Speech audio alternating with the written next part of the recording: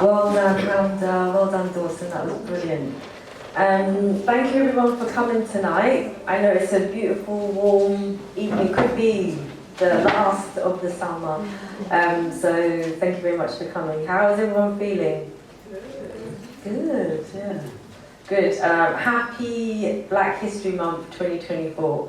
It's been a bit of a mad year, so we have lots to reflect on, but tonight I think we have lots to celebrate as well. Tonight I'm so excited to be here with my sister Togs, celebrating Black History Month and all things creativity, community, Black beautiful women, all those good things.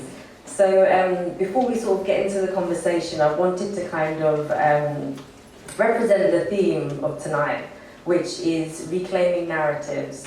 So I'm just going to speak a little bit about that to sort of set the tone for the evening. So this theme is not just about revisiting history, it's about taking ownership of the stories that define the Black community's contributions and identity. It's a call to action for Black communities across the UK to step into the role of storytellers, historians, and custodians of heritage. Reclaiming narratives is more than just a theme, it's an invitation. An invitation to every member of the Black community to take part in shaping how our stories are told.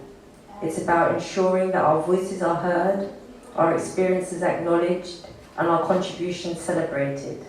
This theme encourages us to shine a spotlight on the untold stories, the unsung heroes, and the everyday individuals who have made an indelible impact on our communities. And that's from blackhistorymonth.org. So that kind of sets the tone for tonight and is definitely going to inform some of the questions that I'm going to ask. But just to start, before we start getting into the conversation, just to say that this is definitely more of a conversation. So we've got this lovely table, it's like kitchen table vibes. So we're going to kind of go for that vibe and you know, have a conversation. We know most of us know each other from the community, which Jemella's going to tell us a little bit about. So we hope that you feel part of it and it's not a separation. Like imagine that we just couldn't fit you all around the table, otherwise you'd all be here with us. But imagine that you are all together around this table talking. And I'm just here to kind of keep the flow going, really, that's all. So we're going to start on that theme of narratives, about reclaiming narratives. So Jemella, let's start with you. What does this year's BMH theme mean to you and your practice in UKBFTOG as well? I would say it's just a continue, I don't know, let me start with this. Last week Saturday? Or Saturday before, I had to speak at the V&A, and it was about, has the landscape changed for Black female photographers since the 80s and 90s for the book that Johnny Gregory put together. And being in that room, I think it made it more important about our stories that need to be told, especially as photographers in our practice and how we put it out there and what's stopping us from putting it out there. We have to make sure that we put it out there, especially where we live in this digital world now, where before, if you was a photographer, you were shooting on film, so you had no choice but to go to that dark room and develop your picture. Whereas now, we do it all on our phones or we do it on our cameras and it's stuck on this hard drive and it's in the cloud. So how is our story gonna be told for generations if we don't actually print that work? So that is our archive. So I feel like it's made it even more important and obvious, and I suppose given the spark to kind of like make sure that we're printing that work to be able to tell our story, because that's the only way it's going to be told is by that physical picture, that physical writing. Now we type everything, it's an Instagram caption. And once, you know, who remembers Bebo and all those stuff back in the day, like I don't even know how to access that now. And it's going to be the same eventually when it comes to that Instagram and Facebook. It's like, how long is it going to be around to build that archive to be able to tell our story? So yeah. And I know that your work exists in print, and print is a big part of your practice, not as photography, as Dawson mentioned. So could you tell us a bit about that, like what role that plays in your work, and maybe how this theme makes that even more important? Yeah. When studying my photography degree, I kind of came to a realization that our stories are within our pictures. We're telling our stories every time we photograph.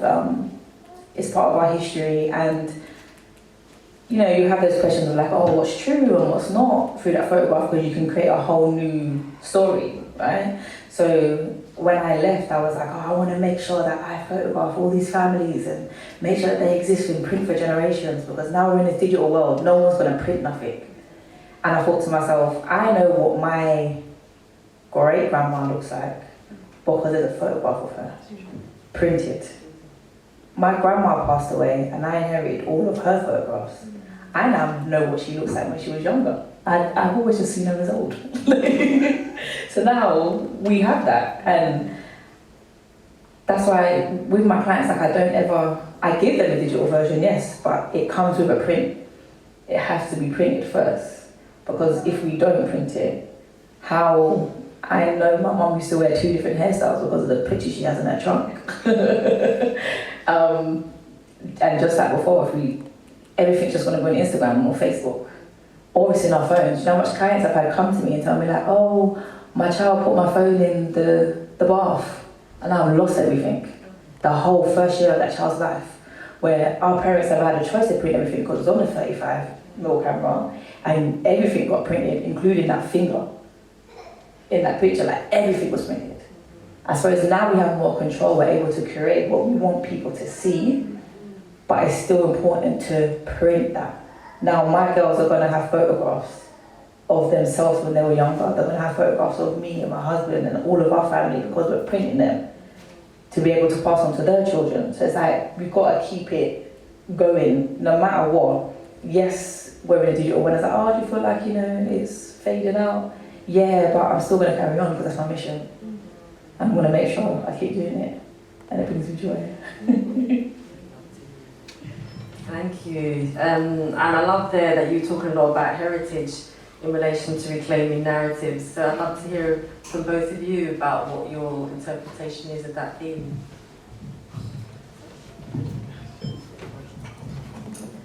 I think, we'll probably all kind of come around in different loops in terms of how we see this, but I think when I first started to think about doing photography and why it was important to me, I just feel like as an industry and as an art form, there's always been people telling other people's stories that don't necessarily understand them, and people seen as very much as like other or a curiosity. And I feel like it's just really great that we're in a generation now where we just have at least just a bit more control over how we're presented.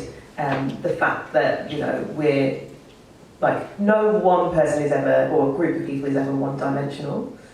So the fact that, you know, each of us is able to kind of just present even a tiny little facet of our experience as like Black people or Black females, you know, just presenting that tiny little fraction is, you know, going to be a revelation to another Black woman, just simply because we're not the same person. We never will be the same person. So I think just having the ability to share our perspectives, to present stories with love and care, rather than being a curiosity or something foreign or other, or to be just a bit more kind of nuanced or multidimensional. I think that's, for me, that's an important part of what we're able to do now, I think.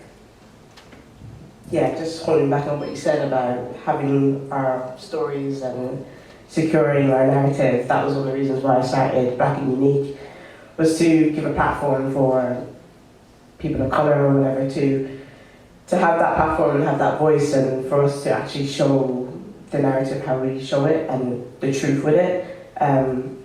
I think being able to give someone a voice that's not usually heard and a platform for them to do it is important to do. Thank you. So in relation to that narrative, we heard a lot there about heritage, but then also you talked about what I would kind of define as representation and the importance of representation and taking control of that. And that's something I think that's been, or I think, has always been a challenge and a problematic within definitely the photography industry, and we can talk about many other industries, but as we're here to talk about photography, let's keep it in that sphere. So on that note, it'd be great to hear what you think about how the media can better represent the kind of full breadth and diversity of Black experience and stories. That's something I often feel really passionate about, is more nuanced representations of the Black community. So yeah, it'd be great to hear what you think about that. Do you want to start? I think it's the media recognising that, you know, stories shouldn't be just celebrated or heard during Black History Month. It's not just 1 month, or it's not just one month that we're Black and we're suffering and we're not being represented properly. It's every day, it's all year round. It's who we are. So I think instead of only showing people and their stories on 1 month, it should be a continuous thing. You know, I work for a media company and they're showing and making things in the workplace, but then as soon as it hits November, it's gone. So if you really want to, you know, support the community, you need to be making things happen outside and more so. Yeah, and I wanted to ask about your Black and Unique. Yes. Dawson or Hamza mentioned that in your introduction. So it'd be great to hear a bit more about how that relates to the theme, if at all, but hear about that project. Yeah, so I started Black and Unique a couple of years ago now, and I just felt there wasn't really a platform for people to have their voices heard, whether it's, you know, relating back to Black History Month theme, where it's the everyday individuals, like my mum, which you'll probably see in a minute. Basically, she's got MS and she's seen as a Black female disabled person. That's her name. But she doesn't have a platform to really showcase herself. So shooting with her is to really just show her bubbly self, her strength, and something else. So it's really just showing people in the true life and go back to controlling our narrative. Obviously I'm a Black female, so being able to show their work is also showing my work and adding to the community. Thank you. Ruth, your thoughts on that? On kind of like media kind of portraying Representation, Black experience. I think for me, not limiting how you tell those stories in like a couple of different ways. So sometimes whether it's photography or whether it's kind of literature or like film or something like that, often the kind of people who are in charge of kind of putting that out there or producing that stuff, it's kind of like, well, we already have a Black author, we already have a singular, like we already have but like why should there be any kind of limit on the amount of stories you tell? Because again, like they're not all going to be the same. But then there's like a second kind of limitation where someone who's looking to commission that kind of work, you know, they could come to like me, they could come to like any one of us, and kind of see the way we kind of interpret a brief, and you might get the response like, oh, but is that Black enough? It's kind of like, well, yes, because I produced it and I'm a Black person. So it's kind of don't limit the idea of what a Black person is, what our experience is, because actually only then when society is enabled to see that we're not on monolith, that there's such a range of experiences. Like, you know, you're talking about your mum with MS, kind of like the representation of Black female person with a disability. Like how often, you know, is there the trope of strong Black female? Well, sometimes like we can't always be strong. Sometimes we're quite vulnerable, we need support. So actually being able to to share that, you know, that there are people with such different experiences. So I think for me, like the powers that be need to not kind of put these limitations on, on these stories, I guess. And thinking about those stories, like in terms of your work as well, I'd like to know a bit more about how your work, that idea of care and compassion, understanding and representation, how that, if it all feeds into your work. Oh yeah, definitely it does. I think just because I've been aware of how little care has probably been shown towards black people, obviously I'm coming from the perspective of a black woman, and so a series that I created in February last year is called The Beholder, and it's basically about black female beauty, and there's like the whole saying of beauty is in the eye of the beholder, but for the most part, when you're kind of looking at magazines or television or whatever, the beholder is often not a black woman, and the thought is that we're not attractive enough, we're not delicate enough, we're not this, that, or the other.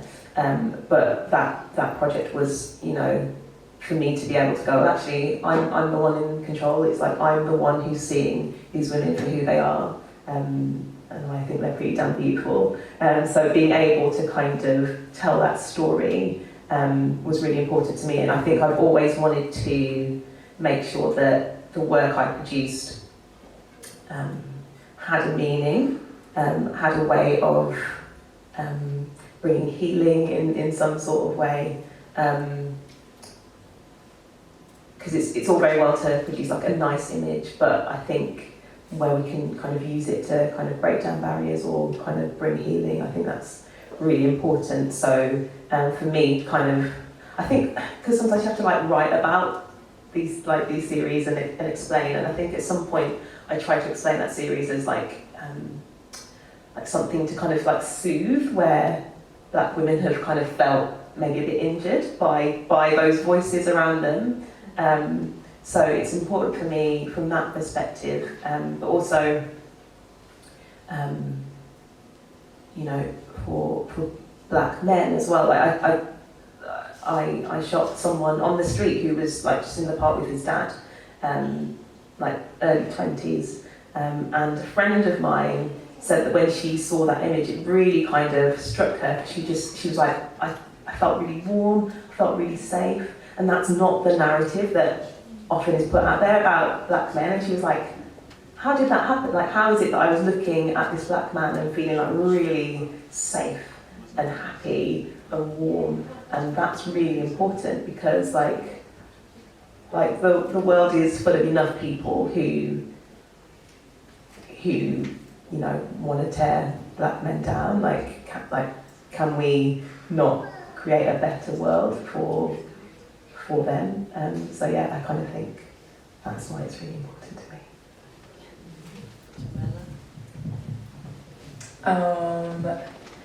For me, I suppose that's why I started the community, in that sense of I was going to photography conventions and stuff like that. I'd never seen anybody who looks like me, especially like on the stage. Nobody looks like me. And I was like, hey, what's going on here?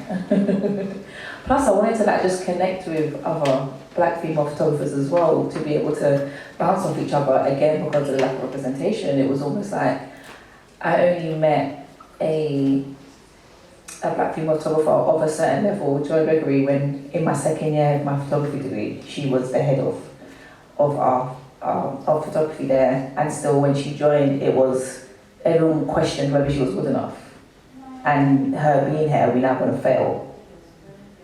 And I thought, wow, is this where we are? Like, so it became very important. I feel like now we're able to highlight what people are doing and what the community is doing, and it gives other people hope that they can do it too, as well. Because sometimes if you don't see it, you think it's not achievable, but it actually is achievable. It's very achievable. So, yeah.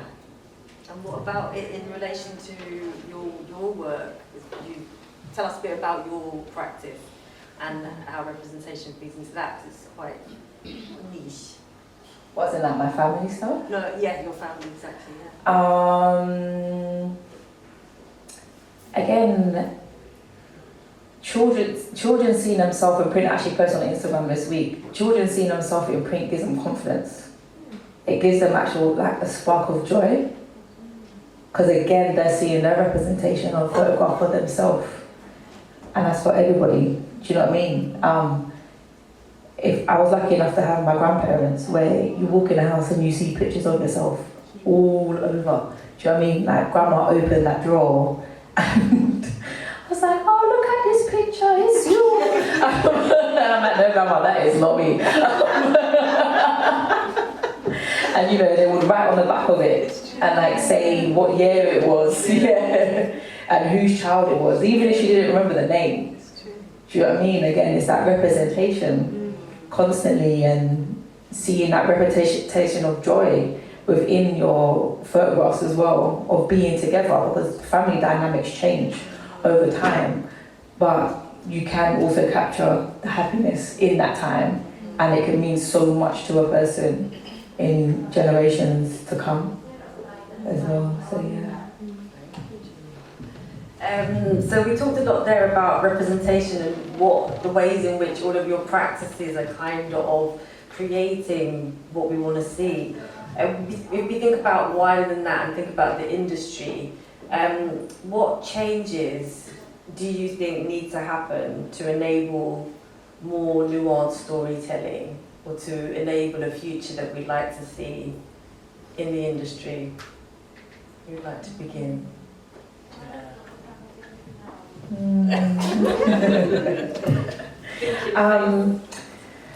Do you know what? I've been thinking about this the other day actually, in the sense of, and again, it's like I post it on Instagram. It's where you have your conversations, isn't it? Of how prepared are we to kind of tell the story? Interesting, it's true. And do you know what I mean? Be ready to represent in that sense. Yeah, that's hard. Does that make sense? It does make sense. Yeah, let me let you finish, because I have things to say. No, go on, say. I was going to say, I think that's hard to. I think it comes with challenges, because there's certain, I think about myself as in my practice, and I think there's certain stories that I'd like to tell, but when I think about it, I feel like, oh no, but because of certain stigmas or stereotypes, A, there's a vulnerability, and B, there's a sense of how will this be taken? We think, oh, it's this, it's that, will they understand what I'm trying to say? Maybe some parts of the community understand what I'm trying to say, but with the wider community, they'll understand what I'm saying. So there's a real vulnerability, I think. Yeah, I feel like that's the, what's that? Perfection. Like, you want it to be perfect. At the end of the day, everything we create is subjective to somebody's eye. Everyone's going to see something completely different because of what we've come from. Yeah? So if we keep holding it close to our heart and not putting it out, your stories are never going to be told, to be able to have that representation out there. Yeah, I suppose it's just that confidence of the saying, do you know what, it's just, I'm at a starting point. Everything's a starting point. I'm not the same photographer I was 15 years ago because of the different experiences that I've had. It's helped me to who I am now, but you're still gonna kind of like work in and work out like what it is you really wanna show. But we have to start, and we're putting ourselves in those positions to be able to grow, to then take that work then to the next level, to show it in a different way, to show it to more people, so it can make that impact that it needs to make. I remember sometimes that when you're putting stuff out there, it might not impact 1,000 people, it might just impact 10, but that's enough. So I feel like sometimes I feel like, oh, you know, especially now with social media, if you put something out there, you want a certain reaction straight away. And if you don't get that reaction straight away, you're like, back into my hole. I'm not gonna do it no more. Whereas like, it's a journey. People are gonna get on your train and people are gonna get off your train. Do you know what I mean? And the way you develop your practice next is for the next person who's gonna see your work. And on that train who's then gonna impact them. So you have to keep going. So again, how prepared are you to do it? And don't look for the reactions of other people, know your why are you doing it, and like keep going. Yeah. I also think a sense of community can help you bring out yourself. So I think the community that you made yourself, Jemella, has really helped me personally grow, and then seeing other black female photographers also doing their thing. It's a nice feeling. So I think if we keep growing our communities like yours, and at the end of the day, there's going to be enough voices that are going to listen. So I think in talks with, or in connection with, also being prepared, I think we can help each other prepare, and then plan to the wider. That it's not an individual thing. Yeah, I think the black community is always quite good in lifting each other up, so let's use our positive to do that. That's good. I also what? I also kind of feel like in some ways I don't know. Like I am genuine. I'm really new to the industry. It's been a bit of a crazy year for me, and so I'm dipping my toe. I'm kind of like trying to move forward and actually see what the industry looks like. Like there are some roles within the industry where I'm just like, I don't even know they exist. So yeah, I think for me, I'm going to be trying to figure that out in terms of how change comes. Was that part of like your question, like in terms of like that is like how we see change coming in the industry? And take it where you want to. Again, because I don't really know the industry, part of me is just I don't really know. But at the same time, I feel like, and this could just be me, so like, tell me I'm wrong if There's no wrong. Yeah. This might be wrong, but but I feel like there's like we're in an environment of a bit more openness. And whether it's for the right reasons or not, people are wanting to invite us into more spaces.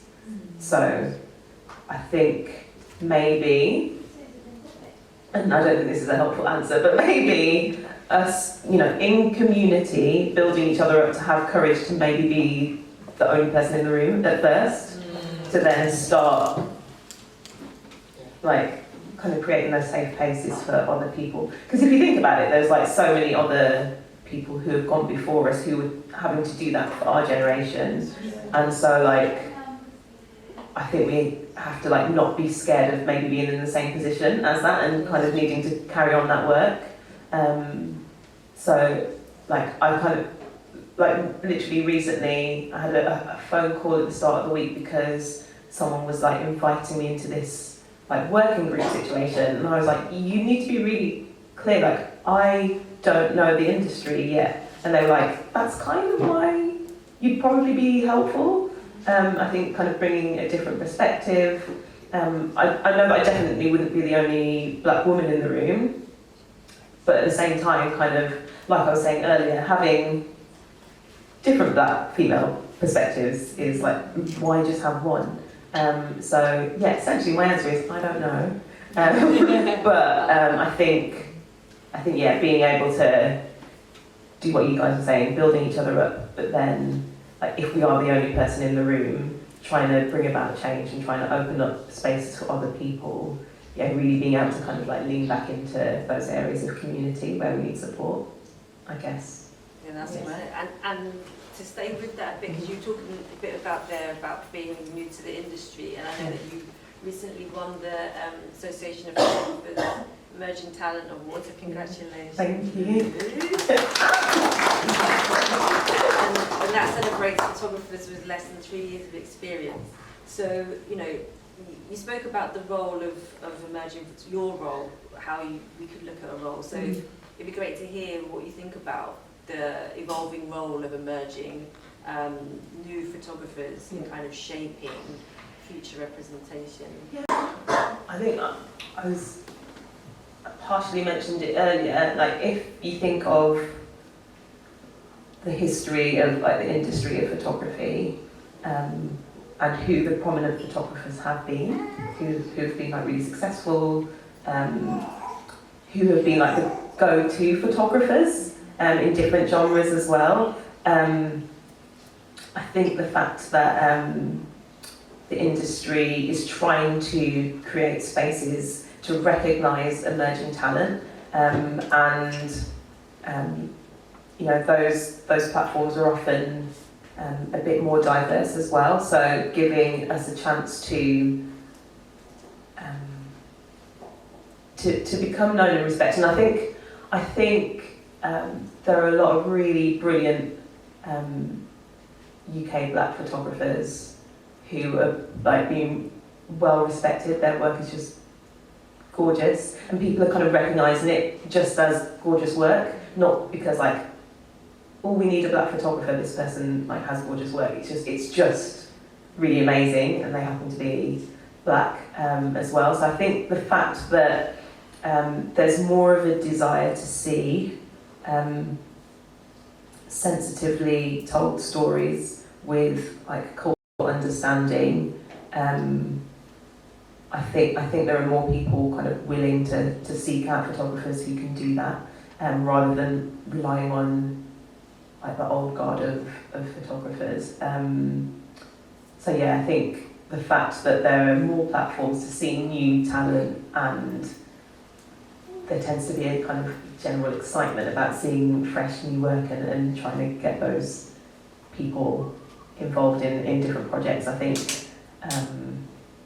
that's a really great thing, and yeah, that kind of helps in kind of redirecting the narrative, I guess, is a helpful way of putting it, because if you're relying on, you know, a very kind of staid perspective who might present a story in one way, if you're able to go, actually, there's someone who can present that in a much more realistic and nuanced way, or go down that route, then I think that's maybe where like emerging photographers can kind of take things forward in a healthier and more truthful direction, maybe, I think. Thank you. I know you talk about platforms, that there are Some of the positives that have come out of the recent future is you're right, there are a lot more platforms for emerging photographers, but there still exist challenges for emerging photographers and established photographers, you know, particularly black photographers. So I wanted to kind of think about that from, everyone will come at that from different perspectives, had different challenges, which I think is the test of doing the time, is overcoming the challenges. And a collective and support is one of the key things, because I've found for me that feeling of isolation in the industry, and that leads back to the point you made about feeling like even if you are on your own, like people who've come before us, maybe you're just gonna have to walk that walk. Like I actually like that. I like that, because change doesn't happen, would have never happened if we didn't do that. But yeah, Jemella, maybe it'd be great to hear you kick off talking a little bit about the collective's role in not overcoming, but in the challenges that we face as photographers, and definitely as black female photographers. How can the collective help? What, us all together, or? Yeah, having that community. It's creating a safe space to have conversations that you might have not had before, or just having the confidence to be like, look, someone's asked me to do this job and I don't know what the heck I'm doing. Where do I start? And it's something that we all have a starting point. None of us are like, I might be like 15 years in, but like there was a time where I used to shoot parties and I will start at the door and I'll calculate who I'm going to, and if anybody moves, I start again. So it's understanding that you have to start from somewhere, but having that support system is very, very, very helpful, and being able to provide opportunities. And I feel like within the industry as well, I don't know whether, or even just within like the black community, it's like, oh, I can't say something because they might steal my idea and stuff like that. It's like, I don't want that around. There's no space for that. Because do you know what we can do when we come together? Like, it's actually amazing. We can create some amazing stuff if we actually work together instead of by ourselves. Because you're gonna have a skill that I don't have. But once we put our two skills together, you know what I mean? That strengths and our weaknesses. Again, it's amazing, and we can create magic. So I feel like it's very important because you feel like you're not by yourself. You're not the only one on this journey. And it's going to be always be a continuous journey, because I feel like especially as women, we've been forced to play against each other. School and all this kind of stuff. We're just like, okay. And you carry those traumas on, unfortunately, as you get older, or just being in the workspace and you're the only black woman. It's like they bring another person in, you're like, black woman, you're like, she's gonna come and steal my job. Like, I was the token and now they're bringing someone else in. But again, there's no space for that. Like, do you know what I mean? Like, together we can be amazing and we can create amazing stuff. And we have been able to do that over the years, of people coming together, giving each other opportunities, having people shadow them on weddings, and coming on photo shoots, and people being able to see, okay, how do you interact with your client? So then they were like, oh, that's how you do it. So I now know I can now take that on into my practice and develop and grow. And if we need to give each other access, ultimately, is having that access to these spaces to be able to grow and take them on and develop. Someone would have done something beforehand. I learned it from somebody. I had to learn it from someone. So I'm not the first and I won't be the last. So it's to keep going.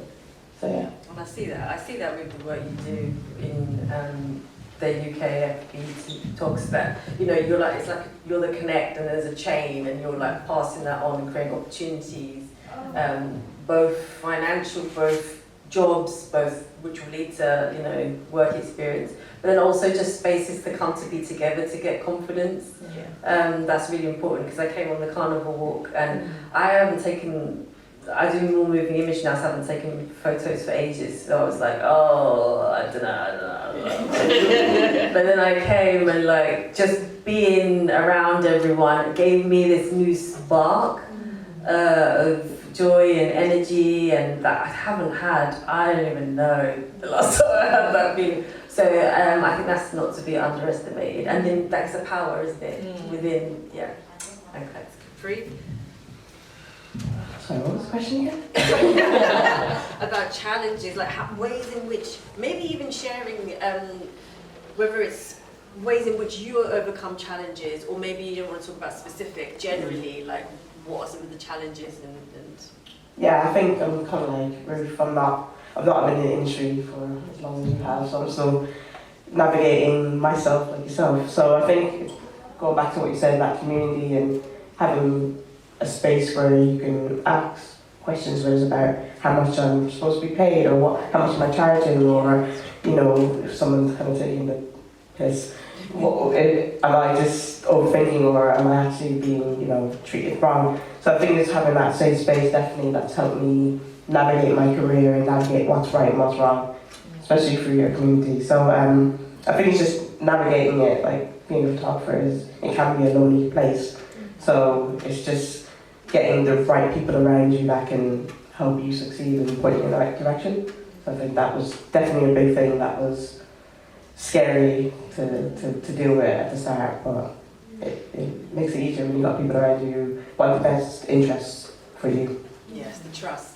Yes. It's true. Ruth? I think those conversations are always really helpful. In terms of challenges that I've faced over the course of the last year,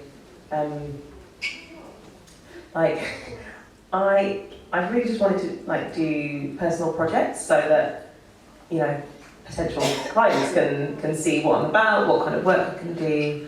I found it really hard to get stuff off the ground. I'd have conversations with people, they'd be up for it, and then I'd be like, great, so can we put a day in the diary and maybe we could shoot? And then apparently they died because you never heard from them ever again. And it's just it can be really frustrating. You've got so many things that can be really disheartening, and you just think, well, what's the point? Because I can't even make personal projects happen. Like, how am I supposed to get paid to do this? And it's just like, that's a big challenge. But I think, like Capri was saying, when you're having conversations with other photographers and they're like, yeah, people ignore me all the time. Like, sometimes all you need to know is that actually it's not necessarily a personal thing, that other people are facing like similar issues to you, or, you know, every now and again, like on some sort of group, someone will be like, is it just me, or has it, like, have things gotten really quiet in the industry over like the last however long? And then people will be having that conversation, and I'm like, oh, okay, so I see that it isn't necessarily because like I'm terrible, or I don't know how to get work or whatever. Like, sometimes it is that the industry itself is like going through something. So yeah, I think literally conversations are really helpful. Yeah, just like always having someone that you can talk to who is further along than you on the journey.